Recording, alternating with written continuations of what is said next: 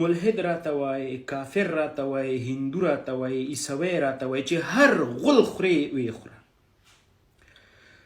کله چې خبره زما د وطن راځي، کله خبره زما د وطندار راځي، زما د خپل د افغان د خور او د ورور او زما د افغانۍ مور راځي، په هغه وخت کې زه د هر چا خلاف ودرېږم چې هر څوک ځکه زما دپاره تر هر څه وړاندې زما وطن او زما وطندار دی.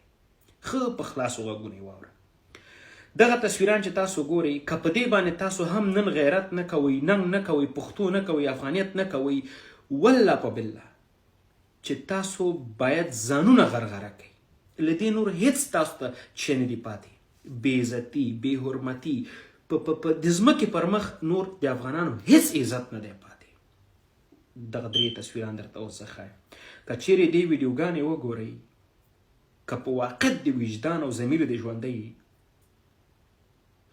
والله په بالله چې ته به د خبرو کولو نور تا کې وس نه وي، دومره به صرف به ورته ژاړي. دغه لومړی تصویر چې ګورئ، دا زما ستا خپله مور ده، د وطن مور مو ده، او دا تورمخی پنجابی په دا مخ په دې سپېړو باندې وهي.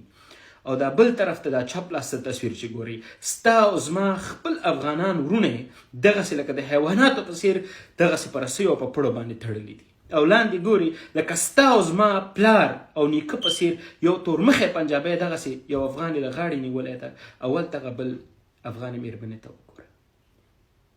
که اوس دې هم غیرت نه راپارېږي او اوس دې هم پښتو نه راپارېږي، زهر وخوره، زهر چې نور هیڅ غول نسې خوړلی. خو په دغه سوشل میډیا باندې خو لږ یو غږ دې پورته کړه چې د دغه بې ناموسانو په وړاندې موږ او تاسو جګړه نسو کولی. په دغه سوشل میډیا خو یو غول وخوره. تاسو خو دې ته تکړه یې چې راشي د عربو ننګمانه وکئ، تاسو راشي دلته ماته ملحد وایي، دلته راشي ماته کافر وایي، نور خو تاسو ته څه شی پاتې نه دي. غیرت په نامه څه شی پېژنئ؟ وطن پېژنئ؟ وطن سره مینه پېژنئ؟ والله په بالله که په هېڅ هم خبرې بې غیرت ترینه، بې ننګ ترینه خلک د ځمکې پر مخ منګوي افغانان. دغه زما ستا د وطن د خلکو حیثیت ده چې اوس هم راشي دلته د سپي زوی غوندې راشي دلته ماته وایي چې ملحد او کافره. د خره زو د زړه له درد نه دغه خبرې درته کوم.